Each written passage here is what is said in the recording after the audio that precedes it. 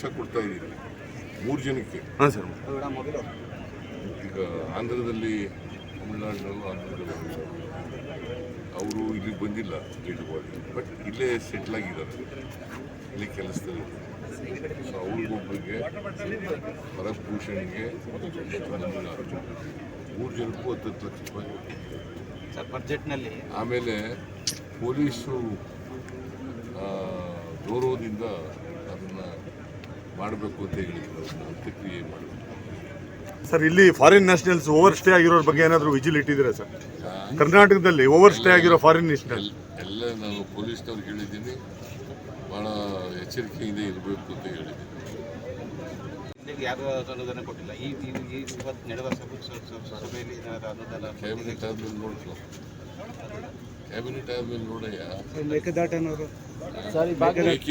ನಾವಲ್ಲಪ್ಪ, ನಾವು ಮಾಡಕ್ಕೆ ತಯಾರಾಗಿದ್ದೀವಿ.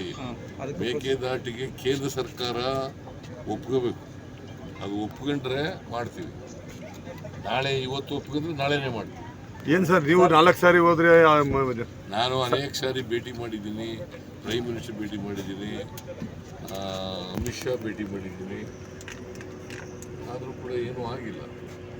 ಅಷ್ಟೇ ಅಲ್ಲ, ಅನೇಕ ಸಾರಿ ಈಗ ಕೇಂದ್ರ ಸರ್ಕಾರದವರು ನಾವು ಕೊಡಬೇಕಾಗಿರ್ತಕ್ಕಂಥ ಹಣನೇ ಕೊಡಲ್ಲ. ಅವ್ರಿಗೂ ಅನೌನ್ಸ್ ಮಾಡಿದ್ದು, ಘೋಷಣೆ ಮಾಡಿದ್ದು ಹಣನೇ ಕೊಡಲ್ಲ ನಮಗೆ.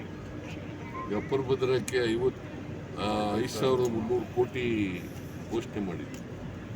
ಯಾವಾಗ ಅಂತಂದರೆ 2023-24 ಇವತ್ತು ₹1 ಕೊಟ್ಟು ಘೋಷಣೆ ಮಾಡಿದ್ರು. ಬೊಮ್ಮಾಯಿ ಚೀಫ್ ಮಿನಿಸ್ಟರ್ ಇರುವಾಗ ನಿರ್ಮಲಾ ಸೀತಾರಾಮನ್ನೇ ಫೈನಾನ್ಸ್ ಮಿನಿಸ್ಟರ್ ಆಗಿ ಬಜೆಟ್ ಬಜೆಟ್ನಲ್ಲಿ ಹೇಳಿದ್ರು. Sir, is it act of political vendetta? It looks like that.